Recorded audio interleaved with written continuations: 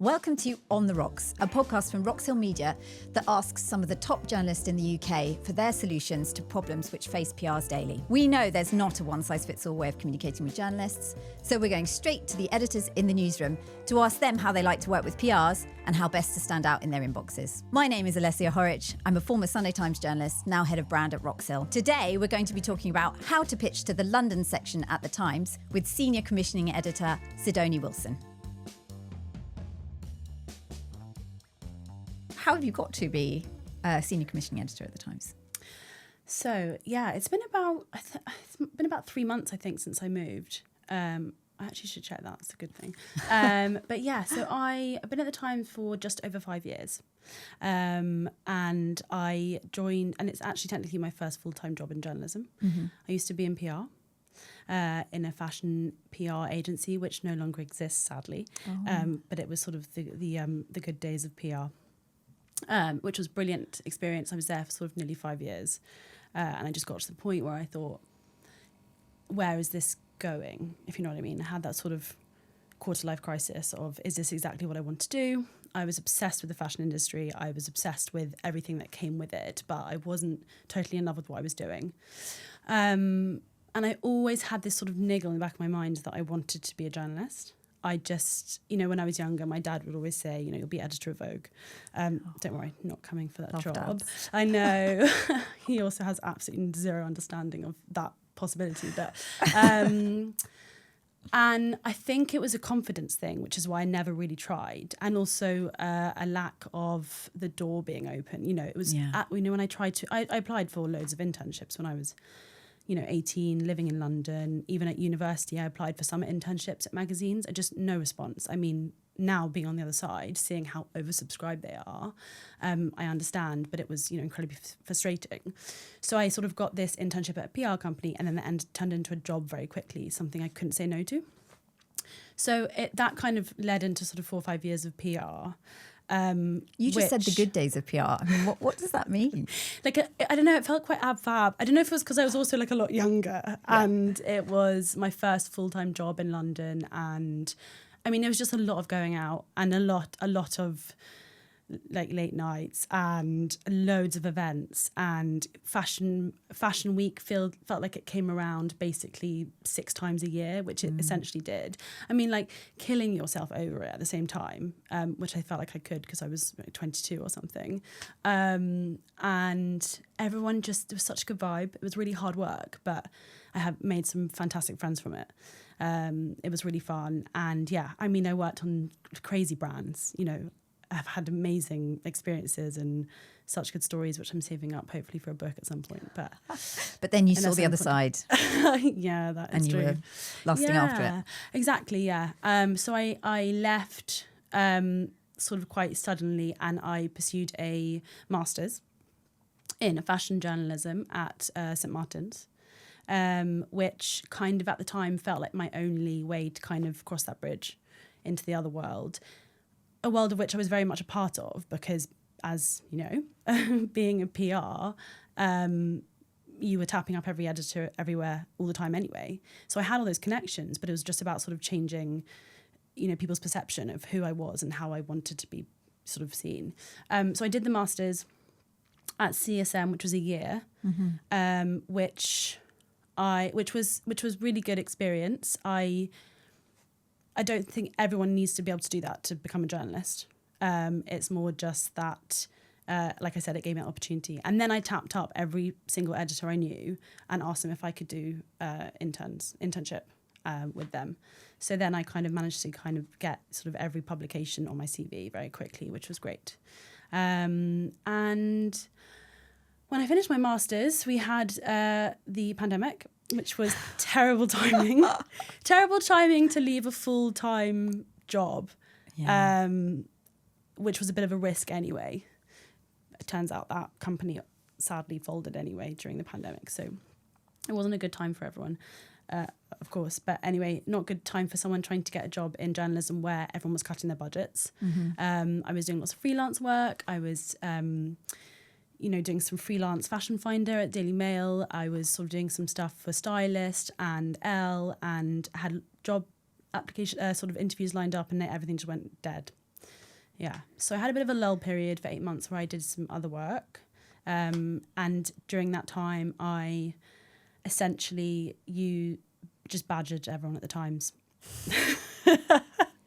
Because I did a few weeks of work experience, and then as soon as you kind of get to know the editors, and you make yourself known that you want, you're very keen and you will do anything and you say yes to everything. Yeah. Including some mad things like styling. I was styling lots of sort of Times magazine cover shoots over the pandemic because I was the only one left in London at the time. Gosh. And I was like, I don't know what I'm doing. But who was it that gave you those gigs? Nicola Jill, yeah. obviously. She'd call up and she'd be like, Sidonie, can you... And I was like, yeah. And then I'd sort of work it out. Always yes. How to do it. Always yes, as you know. I sort of work out how to do it afterwards. So I think that sort of persistence, but also... I don't know if it's confidence or just, hard work ethic sort of helped get me noticed. Yeah. But there were no jobs going for a long time. It's getting harder for these kind of opportunities anyway. And I just slightly kind of every few months just kept in touch with people and just said, is anything going? Trying to kind of keep an ear in, listening out for opportunities whilst doing lots of cover work for them on different desks. So I started off in fashion and then... did some time in the magazine with Nicola and the team and cover work when people went on holiday, things like that. And then also on weekend. And then January 2021, I think this opportunity came up where someone left on the weekend desk. And because I'd sort of been around and done a few things, I guess they had me in their mind. Yeah. So I joined the team in March 2021. Okay. Which... so I did about 5 years on the weekend desk, which doesn't sound like a huge amount of time in the sort of, compared to lots of other journalists. I think that's a long time. Yeah. Definitely. Well, I guess, because you're surrounded by people who have stayed in their jobs for ages. Yeah. But I mean, 5 years on one title. Yeah. That's a significant amount of time. How is London different to weekend? Well, first and foremost, it's digi only. Mm-hmm. So it's very different going from a print section. Of course, the Times, Sunday Times, we are digi first across the board. Yeah. Have to get that in there. However, it takes a long time for these things to really change and adapt. And, the weekend section and other print sections have to get an issue out every week or whatever it is, daily, if it's T2. So it's very different. So this opportunity came up earlier this year because Andy Sylvester, who's the editor who started the section about a year and a half ago, I think now, Andy's the former editor of City AM. Yes, exactly. He was brought over to sort of start this new section. Yeah. Do you know why the Times have started a London section? Well, 18 months ago. A question I get asked a lot. It's a good question. Yes. I mean, I think a lot of people probably know why. There's a gap in the market, of course, which, I couldn't not say. The main reason why we've done it is because for such a long time, we have been, we, as in the Times and Sunday Times, have been sort of nervous about being too London-centric. It happens across news, it happens across features, etc. We're a UK publication. And we have to make sure that we are serving all of our readers. However, we are very aware of the fact that we have a large portion of our readers who are London-based. Mm-hmm. And therefore, we want to make sure really that we are sort of serving those readers. But one of the main other parts of it is pulling in new subscribers all the time. So we're kind of a bit of a split focus. We're sort of filling a bit of a gap in London news and features, which... we're one of the first nationals to be doing. So there's also that. How's that gap happened? I mean, we know. I'm trying to make you spell it out. I mean, really, was it like the Standard's demise has been seen as an opportunity for the Times? It's not directly linked. No. But it would be Would you be doing it, though, say, if the Standard was still going I think it's strong? been going on a long time before what's happened with the Standard has happened. I think we've always been talking about this. We always saying, oh no, this is too London centric, blah, blah, blah. But people want that sort of more localized news. Yeah, because you having a high proportion of London readers is not a new thing at all. Well, no, exactly. And you're still going to get the people commenting below the line who are saying, you know, oh, hello, people live outside the M25. However, which we do know, but this is kind of feeding into that sort of people, you know, the large proportion of people who are within the M25 and therefore are subscribers. But yeah, of course, you know, the landscape is ever changing and unfortunately shrinking. And in terms of having that sort of more capital city focused news, features, things like that, that is, you know, it's needed. People want that. And we're a capital city for a reason. We've got that heart of sort of culture. You've got the news as well. You've got everything from food, politics, you know, everything is, you know, people are tuned in whether you live here or not. Tell me about who you guys are thinking about when you're commissioning, because obviously the demographics of London are broad. How do you approach that? Yeah, it's a tricky one. I think, like you said, it's very broad. And I think, you know, I've sort of trying to transition my mind, which has just come from Weekend, knowing what our demographic was, which was, I think, you know, the average age might have been somewhere between sort of 50 and 70 of our reader. You know, there's a huge focus at the moment, generally just pulling in younger readers. So that is where we are tapped into. But that's not to say that we're kind of ostracizing everyone else. So I say slightly, you know, working professionals, maybe it's sort of 30 to 50 years old and even younger, obviously. But it is a hard one because it is so broad, and we're trying to tap into kind of the excitement, the buzziness, the new openings, you know, what's going on, but also covering the really important topics as well. Yeah, tell me more about the topics you are covering. Tricky. Bit of everything. Yeah. I mean, you just said to me when you arrived, you were thinking about covering train delays. Yes. Yeah. But I've also seen you went to that great new pool in Canary Wharf recently. Yeah, exactly. Yeah. So anything like that, I mean, that's so topical, the new pool, because everyone's obsessed with sort of having, it covers wellness, it covers London openings, it covers a bit of everything. It's also property and development. You know, what's happening at Canary Wharf is hugely exciting in terms of sort of London's development, and we cover quite a lot that's going on there anyway. So this is just kind of like a side of that, but also it's a heat wave. Everyone's obsessed with trying to cool off in the city all the time. So it taps into things, and that piece incidentally did really well. When you say it did really well, did it do well with your subscribers, or did it solicit lots of subscriptions? Yeah, a bit of both. So I guess generally across our section, we're numbers driven. You know, we're a new section, and that's the whole point of it, really. So we're looking at the numbers all the time. Do you have targets? Not sort of official targets. I mean, yes, obviously there's sort of a 6-month, year-long strategy. So Andy will be dealing with those targets. But we sort of have weekly catch-ups with head of audience and, SEO team and things like that. And we kind of go through what's working and what isn't working. So, for example, that's my piece on the new sort of Sea Lanes pool in Canary Wharf. I think it got something like 25,000 reads, which is... okay, it's good. It's in the right colour, which is blue. It's not in the red. It's pretty good going. Anything above 5,000 is pretty good. It's also, we can see that's pulled in, I think it was sort of like 9 subscribers. So, and then we've also got sort of the Google traffic as well. So one thing that's great about the London section, but also the Times, is we have a relationship with Apple News. So a lot of our stuff is fed onto there, which is great because obviously it's sort of popping up on people's phones, not just obviously through the Sunday Times app, which is great. And I've forgotten what your question was. Well, what other type of topics are blue topics? Blue topics. It's really interesting because a lot of things surprise you. Yeah. I think one thing that we do really well, which we're tapping into a lot of sort of freelancers for, is quite niche, sort of in-depth sort of articles about things that are going on in London. So I'm trying to think. So, for example, there was a piece that someone did for us about where do all the barges, the rubbish barges go in London. Did it, like, it flew. It did amazingly. It was, I mean, who doesn't want to read about that?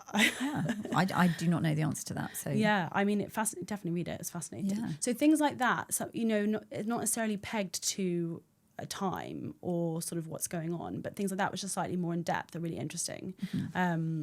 You know, so many tales of the London, like underground, all these things that are going on in the city. So that kind of stuff does really well. And then obviously anything that's sort of new and exclusive, which is the same across all sections, I guess, does well. You know, if we're giving our readers, subscribers something that no one else has got yet, then it's going to be quite clickable. However, having said that, what has been interesting is finding out how things do and don't work. Something quite like simple. Obviously, we cover a lot of food, Right. as a topic. You know, I edited food on weekends, so it's been an easy transition because I'm already across kind of all food things, and it's great because so much of the stuff I was pitched before or came across on weekend was too London centric. So now, so much more opportunity to be able to cover it in London, which is great, and also championing a lot of chefs. Who aren't your sort of like classic sort of big name TV chefs that we would stick to in sort of the print world, which has been really fun. But in terms of food, you know, something quite simple like new restaurant openings, which we do every month.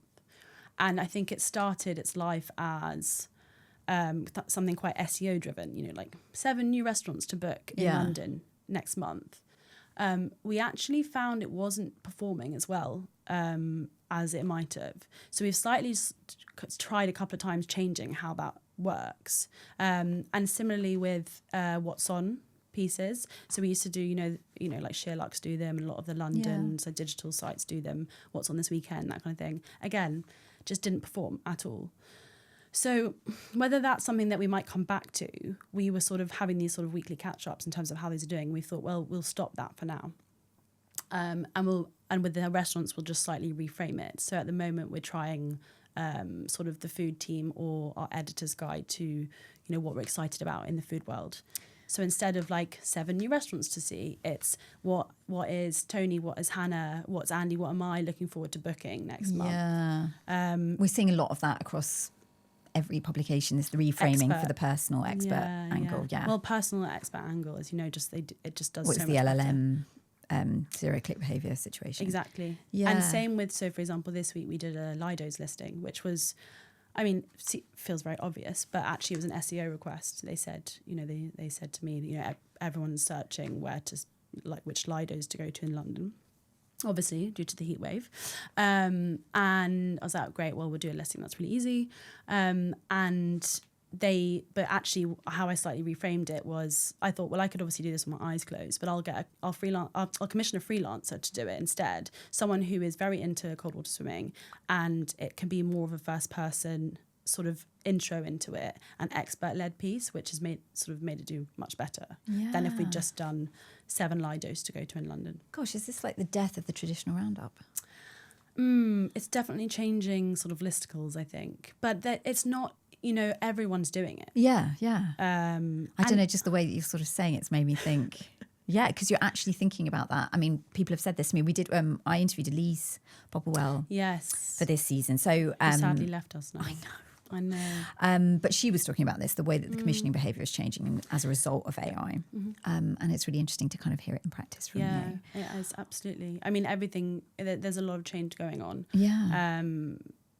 But it's a good thing. I think, you know, everything's changing everywhere all the time. We need to be able to adapt. Yeah. So, yeah. To bring you back to topics though, so we've got food and drink. Yeah. Infrastructure, fun, weird, quirky stories. What about, I mean, you said property, anything else? Because, I mean, Andy, being the editor, it sort of infers this focus on business. Is that true? There is definitely a focus on that. And it's a funny one because we are, as a section, we are split sort of between news and features. And I couldn't possibly tell you how that split works because it just depends day to day. So yes, of course, there is a sort of heavy focus on business, and Andy has brought that in with him. Yeah. I think that's why he's brought me onto the team. He's sort of brought me on to kind of step up and do sort of really take over all the features side of things, because that's sort of my expertise and that's where I come from. So yes, I think there is definitely a focus on business, but that's not necessarily where he sees that going. We want to do more and more sort of food and drink, sort of culture, that sort of thing. it's tricky being at a newspaper where you have all the different sections covering those things anyway. It's about working out, because, London, we cover every section on the newspaper pretty much. Well, I was going to ask how much of your content that's on your drop down is actually yours, or how much is sort of gathered from other. Yeah, this is also sort of ever changing as well. A lot of what we do is pulling in from other sections. Communicating across the different sections, pulling in. Actually, we've got to a point now where we started doing that automatically. Yeah. So before, Andy was curating it, our vertical, and now we've picked up sort of so much more that it's being pulled in automatically. I would say if you look to the London section today, it's probably about 50% on there, which is original content, and about 50%, I guess, that is from other sections. But like I said, that's a tagging thing. So that could literally be anything from, there's lots of culture reviews that sort of drop in, that sort of thing. There's interviews that, I think there was like a Stephen Mangan interview on there today. So it could really be anything. But we are trying to commission sort of and write much more of our own original content, basically. Tell me a bit about who is commissioning. So it's you and Andy. You've got another person on the desk? Yes, we have a reporter, Ellie MacDonald. Okay. And then in terms of freelancers, have you got regular freelancers you're working with, or is it experts in specific areas? Yeah, I think I brought over a lot of my freelancers from sort of my weekend days. Yeah. So lots of food freelancers who I use, like Julia Crouch, she's fantastic. And there's been lots more new freelancers who have probably left the Standard and have sort of come into our inboxes, which is great because there's sort of lots more talent, which is really exciting. And the same sort of thing, I guess I'm sort of picking out lots of the freelancers we use across health as well and that sort of thing. And Andy has this incredible sort of network as well of freelancers. But we also have a lot of grads on grad schemes in-house, and at the moment they've been on rotation. At the moment we've actually been commissioning them to do quite a lot of the kind of more sort of newsy or investigative, that's a very difficult word to say, pieces, which has been really good. That's actually a great opportunity for junior PRs, isn't it, to connect with those grads, because you never know where they're going to land up. Well, exactly, and they're rotating across the whole newsroom, including the one we had last week. She's gone on to SEO team. Oh right, and she's brilliant. And she can. The thing is, the best thing about being within the building is that you might be on one section. Same with me. I might have moved to London, but I don't just cover London. In fact, I'm possibly like writing more for other sections than I was when I was on weekend. I'm no longer contracted to Saturday, so I've been writing for Sunday a bit more, which is great. But the same with the grads, exactly. So I sent Emily down to Brixton on Friday to cover that community story about Brixton Market being sold, which that sort of thing is a really good example of the sort of thing that we do, which probably will end up in news. But it's a London story. Yeah. Would you say that because you're a new section, you're still finding the boundaries of where you begin and where other things start? And does that, I would see that if I were a PR as an opportunity to try out stories on you and be like, well, how about this one? This is quite interesting. This might work for you. Or would that put you off? No, absolutely. Yeah, we're definitely still figuring out how things work and what works. And I always say, if you've got something, just come to me and we'll have a chat. And to be honest, a lot of the time I'll say, this isn't quite right for us, but this would work for weekend T2 style. And therefore I will sort of loop them in, or if I have time, I'll write it up for them. So yeah, absolutely. I think it's really important to kind of keep coming to us with things. And like I said, a lot of our stuff feeds into news. Yeah. And vice versa. So even if it's something that could work for that, for example, there's an event tomorrow night, which is potentially going to be the soiree of summer in London. We've got some exciting names on it. I received an invitation for it last week, and I thought, well, you know what, this is just an invitation to come. However, this could be something that'd be really good for T2 to cover, and also going to send it to News Pictures desk because they might want to cover it as well. So yes, if that answers your question. Yeah, it just seems to be broadening the amount of coverage you could potentially get for something if you're aware of this opportunity. Yeah, which is great because that sort of thing they might have relied on, certain party pages, and I can imagine sort of lots of those like opportunities are decreasing. Yeah. So it's always good. It's about seeing something and thinking of a different way or how we might do it, which will probably be different to how other people might do it. Yeah, I mean, you have to think about the Times treatment of it, right? Like, exactly. Yeah, exactly. And how can a PR sort of anticipate that? Is it just by understanding the publication? What I would say is the way to get around that is if you have people that you have good relationships with at certain publications, just go to them with all of the information and ask. Because when it comes down to it, like, we're all humans, right? You know, I'm obviously going to be interested in a specific story or lead, and I'm going to want to find the best place for that. And I'm probably going to want that to be within the Times. So whether or not it's the right thing for like London, I think just come, if you know me or if you build a relationship with me, then come to me with the information, and then we can kind of have that conversation, or you can leave it up to us. I think unless you're sure, you know what I mean? Like, unless you're completely sure that you're pitching to exactly the right section with the right, and obviously there's specific slots across all the paper. Let's talk about regular slots on London, actually. Okay. So do you have any? We have a few knocking around. This is something I want to do more of as well, but it's slightly still finding my feet. I've started something called the London Set, which is a weekly sort of insider's guide to London, whether it's a neighbourhood guide or it might be sort of themed.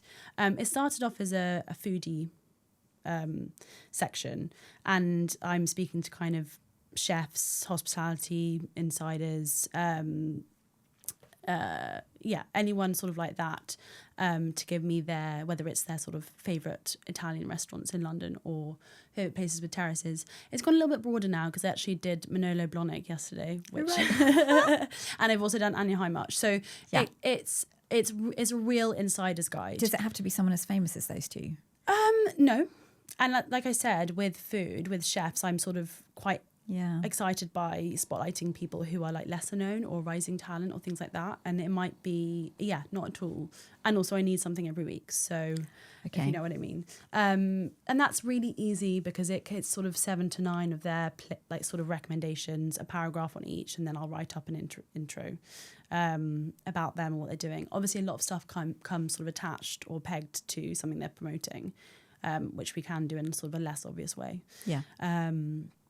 But no, that's really good, and at the moment that's been doing pretty well. And actually, the neighbourhood guides have been doing a bit better. So I think like Ravinda Bogle did her guide to Marylebone, and that did really well, which is nice. When are you commissioning them? When should an email pitch for one of those hit your inbox? Anytime really. I know that's unhelpful, and that's really changed because when I was on weekend it was like never on print day, but also never on any other day of the week because I didn't have any time, whereas now there's not really there isn't really a bad time. Is it amazing to have shrugged off that print cycle? Do you feel free? It is quite freeing, but it's a different sort of, it is, I have my Thursday nights back, which is lovely. And I can actually go to events now on Thursday nights, which is really nice. And my Saturday mornings are less fraught. I'm not sort of waiting to get some horrible emails or things from people being like, this is incorrect. However, it's difficult not to feel like you have to be always on. Yeah. We're technically a daily section, but actually we're not really like an hourly section because if we're digi only, we're sort of, but there is a lot of freedom at the same time because unless something is pegged to news or it's something that has to go up, we can move things around. It's only me and Andy. If we don't have the capacity, which is definitely possible, then we can move things around if they can. So, because how much content are you realistically aiming for per day? We have about two things going up a day, 2-3 things going up a day. Probably about 9, averaging 9 a week. But like I said, it just completely changes because it depends on what's happening in the news. And that's, like I said, we're split between news and features. So there might be we might aim for sort of 1 to 2 features a day, and then we will drop in newsy things as we go. So yeah, it's funny because actually when I meet other journalists from different publications, online publications, that doesn't sound like very much. No, but at my different Yeah. It's a different business model there as well. Absolutely. And but we don't think we could do any more at the moment with just being the two of us. You know, we're not, I do sometimes write, but we're often, you know, we're editing, commissioning, and there's only so much we can get through. So yeah, at the moment that feels like a good amount. And the main thing is which you're probably going to ask me about next, is feeding into our newsletter. I am going to ask you about that next. Anticipation at its Tell me best. about it. Tell me about this London newsletter. So we have a newsletter that goes out every Wednesday. It's fairly new. I want to say, I don't know, 6 or 7 months old. It might be a bit older. Which Andy started, obviously, before I joined the team. It's doing really well. Who is the audience for that? Because is it like the...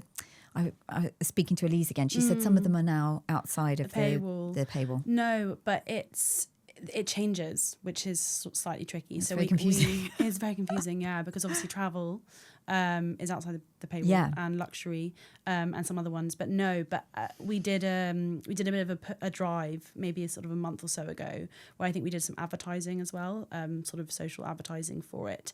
And I think at that time it was, and because this was before I joined, which is why I'm saying I think, but we gained something like 8,000 subscribers within a day. Great, which is great, and it's doing really well. I think we're on just under 30,000. I mean, that's huge, isn't it? Well, considering it's so new, yeah. I think sort of if you, I think something like food is on 80,000. Food and drink. Obviously, the daily briefing is on like 500,000, but then that is the main one, right? So it's doing well. So yeah, that probably has a slightly sort of younger audience in the sense of it's quite buzzy, it's snappy, but the same with their newsletter, right? It's really sort of feeding that stuff directly to our subscribers. What kind of PR involvement do you need with it? I mean, does it have original content in it? It does, yeah. It has a bit of both. Not a huge amount. And there probably isn't much scope for sort of PR involvement, apart from we have sort of a couple of what's on slots, although there may be sort of like 3, and which is not very much considering how many things you get sent a day. Yeah. And also it needs to be not just like sort of lovely places to go or book, but you know, a bit of everything. But there are some, and it is changing as well. So there are opportunities that might be sort of a more sort of review basis as well, but not every week. And it depends what we have going on every week. Like I said, obviously, like that London set will always feed into sort of the top of food and drink. We also have a bi-weekly feature that I put up every Friday. Every other Friday, and it's a couple of cocktail experts who do a bit of a social SOS. Yeah, it's called Ask the London Experts, which is really really great. And I they're read sort one of of doing. The ones, I can't remember what it was, like taking your family out. Oh, it was Father's Day, yeah. But the 2 recommendations were like places I'd never really considered at all. Yeah, so they are very tuned in to the industry, which is fantastic. And so, for example, that week we'll obviously put them into the newsletter. So it's kind of changes, but there is some opportunity. I mean, if you're a PR, is it sign up and get it every week and have a see what you're doing? Absolutely. And then try and tune into it. Yeah, absolutely. I think it's amazing how people didn't really know it existed. I think there was the 1 or 2 weeks I've done it when Andy's been away, and I think I put it on my Instagram, just being sort of saying like I was at the helm, but sort of saying that, you know, if you don't sign up to this, like you should. So many people replied saying, you know, I didn't even know this existed. Oh, amazing. But yeah, I would say it's really, and also we feed in a lot from other sections, obviously, you know, culture, that sort of thing, but we also get some original content from them as well.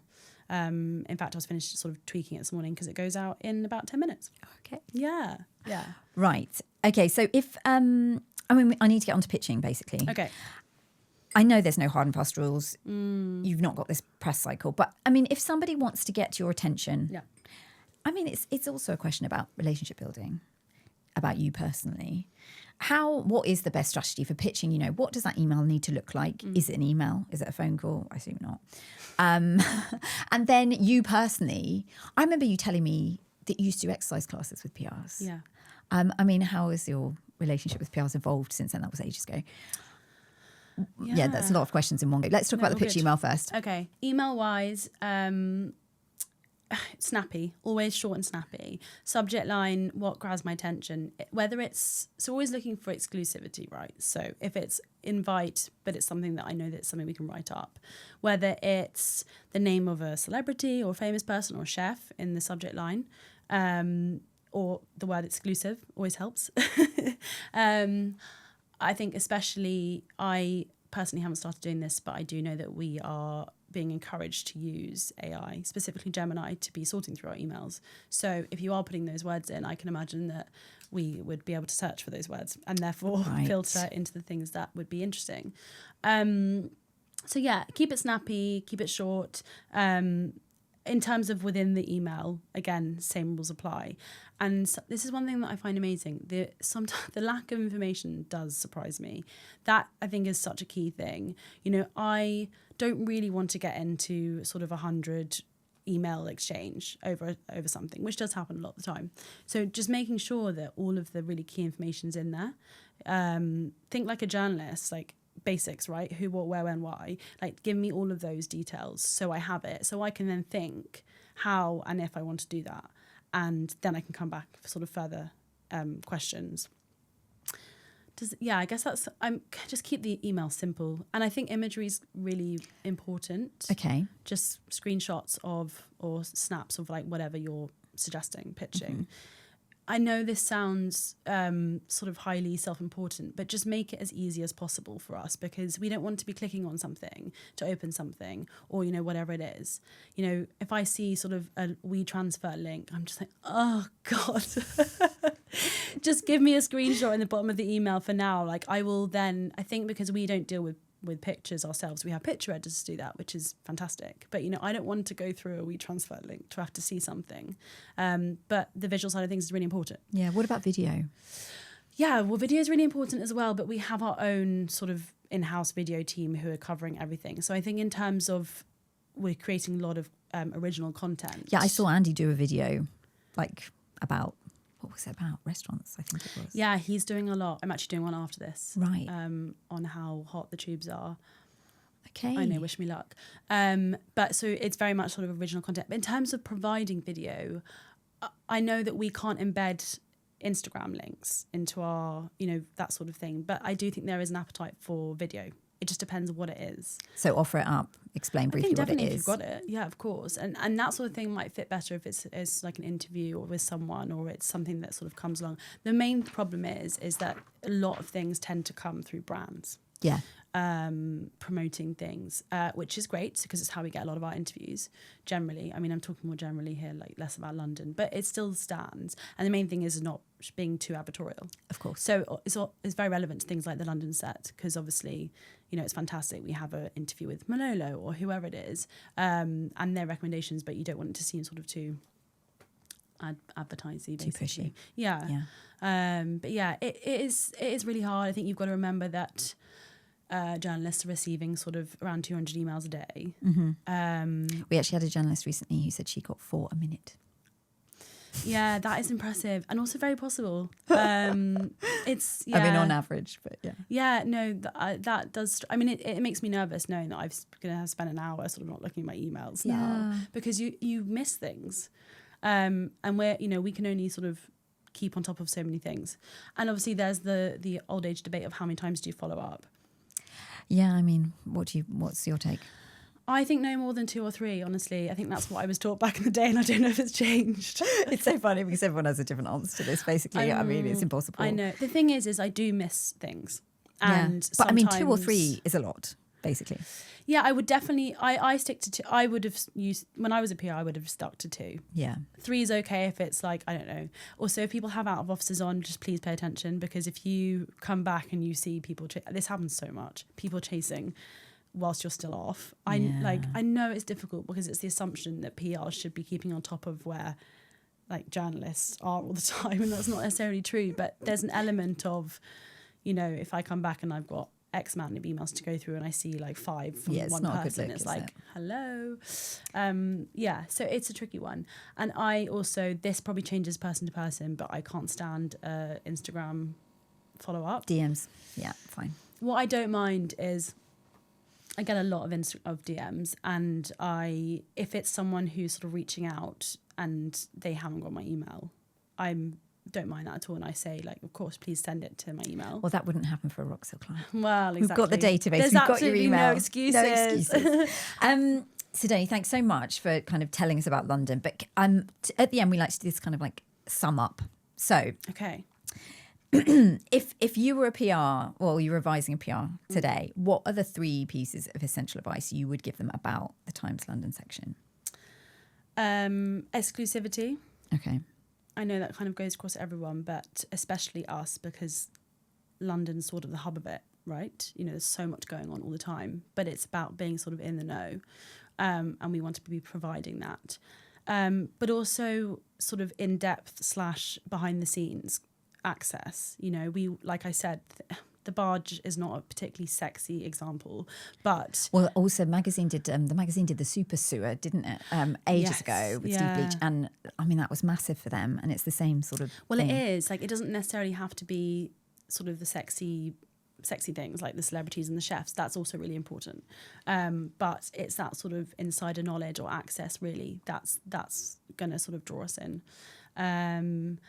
And what else? I guess just something unique that a national can't cover, right? So I think it's going to be something where it's not just, for example, it's not just a chef that's based in London that's doing something. It's sort of, you know, is there a trend that's sort of very sort of London centric? Is there something sort of happening within that industry? You know, hospitality, there's so much going on all the time. Have you got something which you can provide someone with, like a really interesting standpoint, that sort of thing?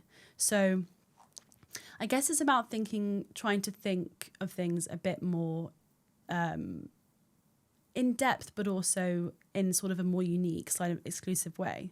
Do you know what? I've just remembered I forgot to ask you about lead times, because I was thinking if you spot a micro trend, you want to turn that around quick. Yeah. How does, that work versus something you've planned for ages? I assume that you can pivot from one. Absolutely, yeah. Lead times it's slightly non-existent, I guess, now, because we can turn something around straight away. Online, that is. So that's fine. Come at me with something sort of quick. And what's the ideal scenario though? If a PR has a lot of notice, when should they come to you? I think with everyone though, a lot of notice is good. We don't forward plan that much because capacity. What in terms of how I try to structure the week, which never ends up happening, is when I say I think Ali sort of brought me in to help with the structure. Love a schedule. We try and sit down on Monday morning and Thursday morning, and we go through our schedule. For that, on Monday we go through the schedule for the week, and we sort of fill gaps, sort of with an oversight of what's going on anyway. And then Thursday we'll sort of think about next week as well. But like honestly, any time now, because like I said, it's Did you only London set? I am obviously doing in advance. Anything foodie exclusive, in advance as possible. Like I've set something up next week with Raymond Blanc, which I probably set up about 2 months ago. But it's fine. It's always good to have things set up in advance if you can. But like I said, and the other thing I think we haven't actually talked about is a question I get asked all the time: is it only online?